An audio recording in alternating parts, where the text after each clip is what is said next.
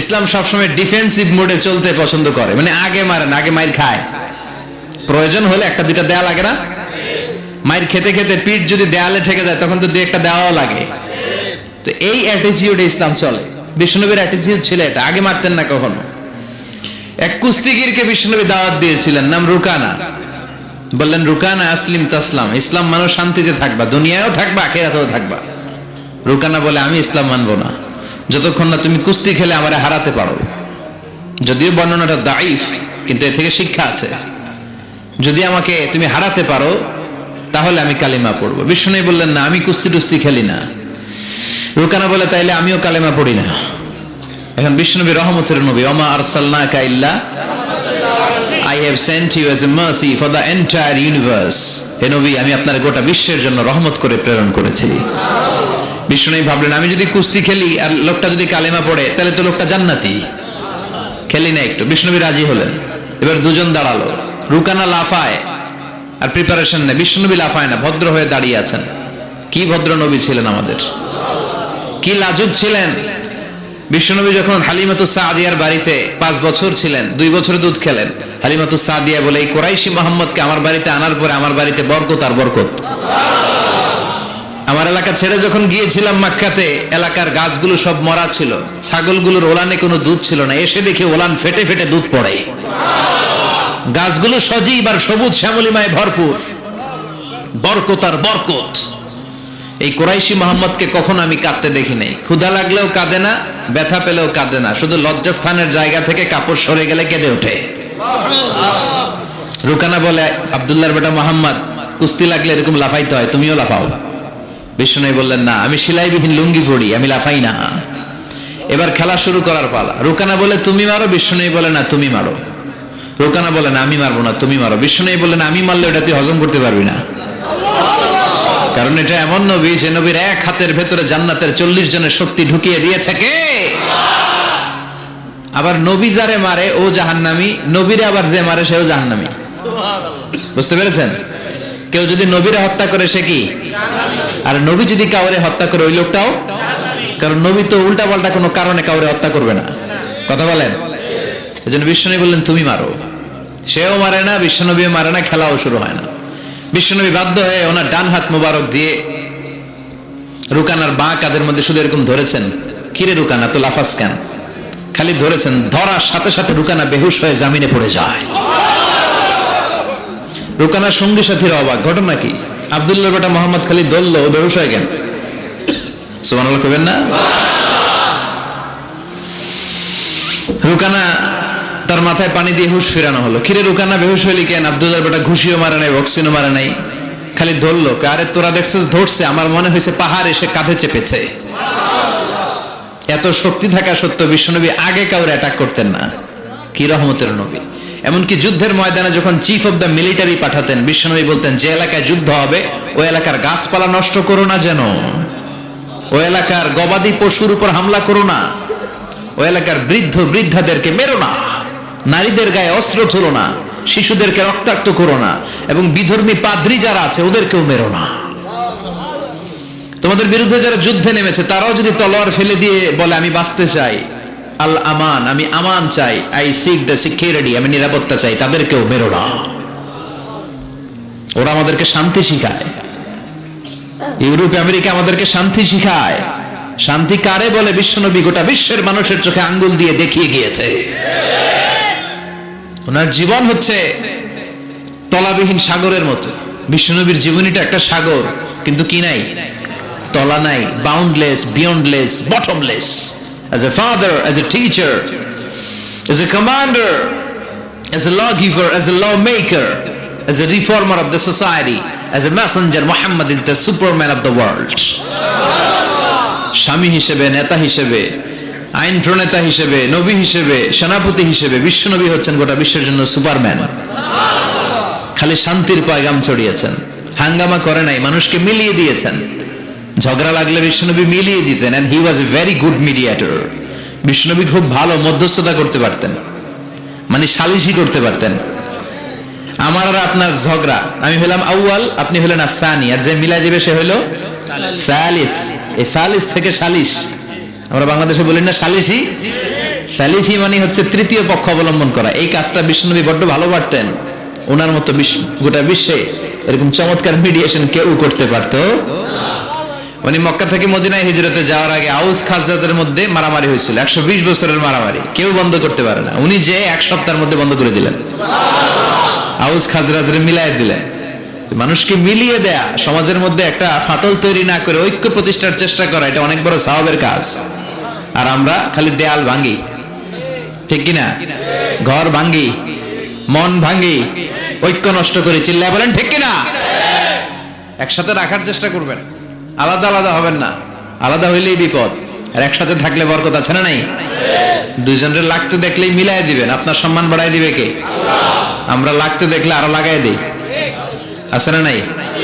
মতলবে নাই। হ্যাঁ, আগুন লাগলে আমরা পানি দিয়ে নে ভাই, অনেকে তেল ঢালে ওই জায়গায়, কথা বলেন, কেরোসিন ঢালে না। আল্লাহ তুমি বুঝার তৌফিক দান করো। এজন্য অপ্রয়োজনে যেন আমরা মারামারিতে না জড়াই। আর সবসময় প্রশংসা চলবে একজনের, তিনি কে? আল্লাহ তোমার প্রশংসা যেন আমরা সবসময় করতে পারি, আল্লাহ তৌফিক দাও। বিশ্বনবী দোয়াতে বলতেন, আল্লাহুম্মা জাআলনি সাবুরা ওয়া জাআলনি শাকুরা ওয়া জাআলনি ফি আইনি সাগীরা ওয়া ফি আ'য়ুনিন নাসি কাবীরা। হে আল্লাহ, আপনি আমারে ধৈর্যশীল বানান। হে আল্লাহ, আপনি আমারে শুকরগুজার বান্দা বানান। আল্লাহ, আমার চোখে আপনি আমারে ছোট বানান, মানুষের চোখে আপনি আমারে বড় বানান। কি কম্প্রিহেন্সিভ দোয়া! একটা মানুষের হেদায়েতের জন্য এই দোয়াটাই তো যথেষ্ট। এই দোয়াটার 4টা অংশে 4টা পিএইচডি ডিগ্রি করা সম্ভব, চিল্লায় বলেন ঠিক কি না? কি বাণী আমাদেরকে শিখিয়ে গিয়েছেন, কি অমূল্য রত্ন রেখে গেলেন, আমরা বুঝি না। আল্লাহ সহি সমঝ দান করো। বিষ্ণু বলেছেন, কিয়ামতের একটা আলামত, বক্তব্য হবে লম্বা, নামাজ হবে খাটো। কথা কন। এখন নামাজ খাটো করে, রুকুতে পিঠ সোজা হয় না, আছে না নাই? রুকু দিয়ে দাঁড়িয়ে সোজা হয়ে একটু ধীরস্থির ভাবে থাকা, এটা ওয়াজিব। এটা কি ওয়াজিব? তরক করলে সাজদাতু সাহু দিতে হয়, তাই না? কিন্তু আমরা রুকু থেকে কোন রকম মাথা তুলে সেজদায় দৌড় মারে, এরকম ডাকাইত আছে না নাই? বিষ্ণুনবী এদেরকে চোর বলছেন, আমি একদম বাড়ায় ডাকাত করে দিলাম। বিষ্ণুনবী বলেছেন, সবচেয়ে বড় চোর যে নামাজে চুরি করে। কিভাবে নামাজে চুরি করে? বিষ্ণুনবী বললেন, ইয়াসরিকু ফি রুকুইহি ওয়া সুজুদি, রুকু সেজদায় চুরি করে। রুকুর পিঠ সোজা হয় না, রুকু থেকে সোজা হয়, ধীরস্থির ভাবে দাঁড়ায় না। এরপর আবার 2 সেজদার মাঝখানে ধীরস্থির ভাবে 2-1 সেকেন্ড বসা কিন্তু ওয়াজিব। মতলবের ভাইরা মনে থাকবে, একটা সেজদা দিয়ে একটু ধীরস্থির ভাবে বসবেন। এত তাড়া কিসেন আপনার? এত ব্যস্ততা কেন? নো রাশিং ইন সালাহ, নামাজে কোনো তাড়াহুড়ো নাই। সাহাবারা নামাজে দাঁড়ালে ওনার পা থেকে তীর খুলে ফেলা হতো, ফিনকি দিয়ে রক্ত ছুটতো, টের পেত না। বিশ্বনবী নামাজে দাঁড়ালে পা গুলো ফুলতে ফুলতে ঘাম বেরোতো, রক্ত পড়তো, টের পেত না। সাহাবারা নামাজে দাঁড়ালে ওনাদেরকে খেজুর গাছ মনে করে মরুভূমির পাখিগুলো মাথায় এসে বসে যেত। ওনারাও নামাজ পড়ে, আমরাও নামাজ পড়ি, তাড়াহুড়ো। এমনকি বিশ্বনবী নামাজ শুরু হয়েছে, আপনি জামাত যে ধরবেন, দৌড় দিতেও নিষেধ করেছেন। সুবহানাল্লাহ পড়েন। ইযা উকিমাতিস সালাহ ফালা তা'তুহা তাসআউন ওয়া আতুহা তামশুন আলাইকুম বিসাকিনা ফামা আদরাকতুম ফাসাল্লু ওয়া মা ফাতাকুম ফাআতিম্মু। নামাজের ইকামত যদি হয়ে যায়, জামাত শুরু হয়ে যায়, দৌড় মেরে জামাত যে ধরো না, হেঁটে হেঁটে যাও। কারণ দৌড়ায় গেলে একটা ব্রেথ ইন ব্রেথ আউট, শ্বাস প্রশ্বাস নিতে নিতে তো কাম সারা। আপনি কার সামনে দাঁড়াচ্ছেন? সব রাজার বড় রাজা, মহারাজা। তার সামনে দাঁড়িয়ে আপনি এরকম হাঁপানির ব্যারামের মতো দাঁড়াইলে হবে? আপনি সুটেড বুটেড হয়ে, আপনি জুব্বা পাঞ্জাবি পরে আতর টাতর মেখে আগে আগে যে সুন্দরভাবে ধীরস্থির ভাবে দাঁড়াবেন। অনেকে এই কাজটা করে, অজুখানায় অজু করে আর রুকু ধরার জন্য দেয় দৌড়। মসজিদ ও টাইলসের মসজিদ, উল্টায় পড়ে, মুসল্লি একদিকে, লুঙ্গি আরেকদিকে, আছে না নাই? টাইলসের মসজিদে কত মানুষ দৌড় দিতে যায় যে ঠ্যাং ভাঙছে, কোনো হিসাব নাই। এই দৌড়াদৌড়ি করবেন? বেশিরভাগ মসজিদ টাইলসের মসজিদ। সুন্নাহ মানলে নিজের জন্য সেফটি, ধীরস্থির ভাবে হেঁটে হেঁটে যাবেন, তাড়াহুড়ো করা যাবে না। আমরা যেন ধীরস্থির ভাবে সালাত আদায় করতে পারি। আল্লাহ তুমি তৌফিক দাও। জান্নাতে যাওয়ার প্রথম কাজ জামাতে সালাত আদায় করা, ঠিক কিনা? আউয়ালু মা ইউহাসাবু বিহিল আবদু ইয়াউমাল কিয়ামাতি আস-সালাহ। সর্বপ্রথম আল্লাহ তাআলা যেই জিনিসটার হিসেব আমাদের কাছে কিয়ামতের দিন চাইবে, সেটা কি? সালাত। সালাত কায়েম করো, সালাত কায়েম করো, হবে সম্মানী তুমি, হবে জান্নাতি তুমি, হবে সম্মানী তুমি, হবে জান্নাতি তুমি। দিবে কাল হাসরে শীতল ছায়া আরশে আজিম, রাব্বিয়াল আলা, রাব্বিয়াল আযীম, রাব্বিয়াল আলা, রাব্বিয়াল আযীম। সুবহানাল্লাহ পড়ো।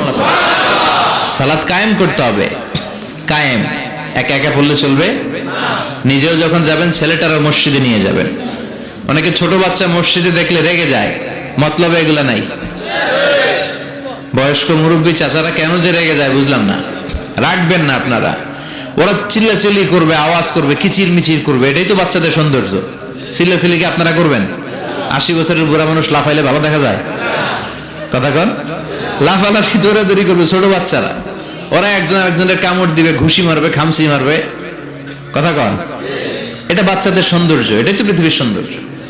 আমি পৃথিবীর অনেক দেশে সালাত পড়েছি বিভিন্ন মসজিদে, পিছনে বাচ্চারা চিৎকার চেঁচামেচি করে, কেউ কিছু বলে না। মাঝে মাঝে অথরিটি যায় বলে, এই মা বাবা যারা আসছেন বাচ্চাদেরকে সামলে রাখেন। কিছুক্ষণ সামলে থাকে, আবার চিল্লাচিল্লি শুরু। এটাই সৌন্দর্য, ওরাই তো চিল্লাবে। তুরস্কের বিভিন্ন মসজিদে বড় বড় সাইনবোর্ডে লেখা যে জামাত চলা অবস্থায় যদি পেছনে বাচ্চাদের কিচির মিচিরের আওয়াজ শুনতে না পান তাহলে নেক্সট জেনারেশনের ব্যাপারে ভয়ে থাকেন। পিছনে যদি আওয়াজ শোনা না যায় বাচ্চাদের, তার মানে বোঝা গেল আমাদের নেক্সট জেনারেশন ওরা মুসল্লি হচ্ছে না, ওরা গেমস নিয়ে ঘরের ভেতরে পড়ে আছে। চিল্লা এখন ঠিক কিনা? আর আপনি সালাত পড়তেছেন, পিছনে আওয়াজ, তার মানে আমার ছেলে নাতিপুতি এগুলো নামাজি হবে। কথা কন। এজন্য বাচ্চাদেরকে মসজিদে নিতে রাজি আছেন তো? বাচ্চাদেরকে মসজিদে নিয়ে যাবেন। এই সালাতের হিসাব হবে সর্বপ্রথম হিসাব। এই সালাতের হিসাব যদি সহজ হয়ে যায়, সব সহজ। সালাতে ঝামেলা তো সবটাতে ঝামেলা। বাচ্চাদেরকে মসজিদে নিবেন, অথবা ঘরেও জামাতে পড়তে পারেন, তবে শর্ত হচ্ছে আপনার স্ত্রী আপনার সাথে দাঁড়াতে পারবে না। দুইজন যদি আমরা জামাত করি, মুসল্লি বা মুক্তাদি, উনি আমার ডান দিকে দাঁড়াবে, ঠিক কিনা? সহিহ হাদিস অনুযায়ী সমান সমানে দাঁড়াবেন, আগে পিছে না, দুজনেই সমান। বুখারীর বর্ণনা, সমান সমান। তবে উনি ডানে দাঁড়াবে। আর স্ত্রীকে নিয়ে যদি জামাত পড়েন, উনি ডানে দাঁড়াতে পারবেন না, উনি পেছনে দাঁড়াবে। নারী আর পুরুষ একসাথে এক কাতারে সালাত পড়তে পারে? বিশ্বনবীর মসজিদে নববীতে মহিলারা সালাত পড়তো। মসজিদে নববীতে প্রথমে দাঁড়াতো পুরুষরা, পুরুষ সাহাবীরা, এরপরে দাঁড়াতো বাচ্চা সাহাবীরা, এরপরে দাঁড়াতো হিজরা সাহাবীরা, মানে পুরুষও না নারীও না। আমাদের সমাজেও আছে না নাই? আমরা এদেরকে আগলে রাখি না, কাজের সুযোগ দেই না, ফলে ওরা হিংস্র হয়ে উঠেছে। রাস্তায় চাঁদাবাজি করে, শুক্রবারে বর কনের গাড়ি আটকায়। কথা কন। কাজ দিলে কিন্তু কাজ করেই খেত। গোটা বিশ্বে সব জায়গায় হিজরাদেরকে অনেক কাজ দেয়া হয়, ফলে ওরা কাজ নিয়ে ব্যস্ত থাকে। তো হিজরাদের কাতার শেষ, এরপরে দাঁড়াতো নারীরা। নারীদেরকে আমরা সুযোগ করে দেই না। আজকে কি মহিলা প্যান্ডেল আছে? আচ্ছা, আশেপাশে হয়তো শুনতেছে আমার আলোচনা, আবার নারীরা খুব শোনে। আমি নারীদেরকে নিয়েও অনেক কথা বলি। তো এই সুযোগটা তাদেরকে আপনারা করে দিবেন। বাচ্চাদেরকে মসজিদে নিয়ে যাবেন। বাচ্চারা হচ্ছে পৃথিবীর সৌন্দর্য। ওরা মসজিদে আসলে ধমকাবেন না, এই ছেলের গার্জিয়ান কে বলে না, এরকম চিৎকার দিয়ে ওরা বের করে দেয়। ও আর জীবনে মসজিদে আসবে? ওর বয়সে তো আপনি মসজিদের দিকে ফিরে আসারও খান নাই। কথা কন। তোরে তাড়িয়ে দিচ্ছেন কেন? ওরা মসজিদে রাখেন। আসতে যেতে আসতে যেতে ও বুঝে ফেলবে যে এখানে কথা বলা যায় না, এখানে হট্টগোল করা যায় না, এটা ইবাদতের জায়গা, এখানে জিকির করতে হয় কার? সেও আল্লাহর স্মরণ, আল্লাহর সালাত শুরু করে দিবে। বাচ্চাদেরকে ফজরের সময় উঠানোর চেষ্টা করবেন। হুজুর নিজেই করতে পারি না, ওরে ওঠামো কি? কথা কন। ফজরের সালাত যে টাইমলি পড়ে না, এর মধ্যে নেফাকি, hypocrisy is growing stronger in your heart. ফজরের সালাতে যার ঝামেলা, আপনি নিজেই আন্দাজ করে ফেলবেন যে আপনার মধ্যে মুনাফিকি ঢুকতেছে। এজন্য ছোট্টবেলায় বাচ্চাদেরকে ইসলাম শিখান, কাজে দিবে। অনেকে বলে হুজুর আমার আদরের ছেলে, ডাকলে ওঠে না, 9টা-10টার দিকে ওঠে, 10টা-11টার দিকে ওঠে, ডাকি না। আদরের ছেলে তো। ঘরের মধ্যে যদি আগুন লাগে কি করবেন? আদরের ছেলে ঘুমাক 10টা পর্যন্ত। কথা কন। এজন্য ছেলে মেয়েদেরকে মসজিদে নিতে হবে। রাজি আছেন তো? আল্লাহ বুঝার তৌফিক দাও। আল্লাহ বললেন জান্নাতি আর জাহান্নামীরা কবু সমান হতে পারে? জান্নাতীরা সফল কাম। কার কথা?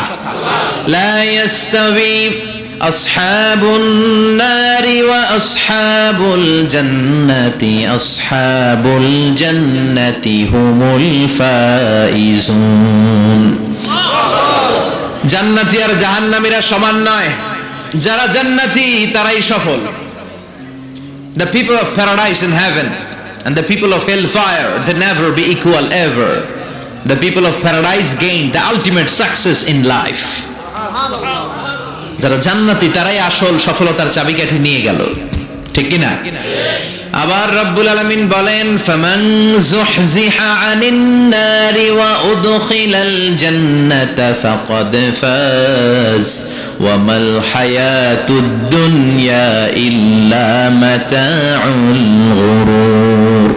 যারা জাহান্নাম থেকে মুক্তি পেল আর যারা জান্নাতে ঢোকার সুযোগ পেল তারাই সফল হয়ে গেল।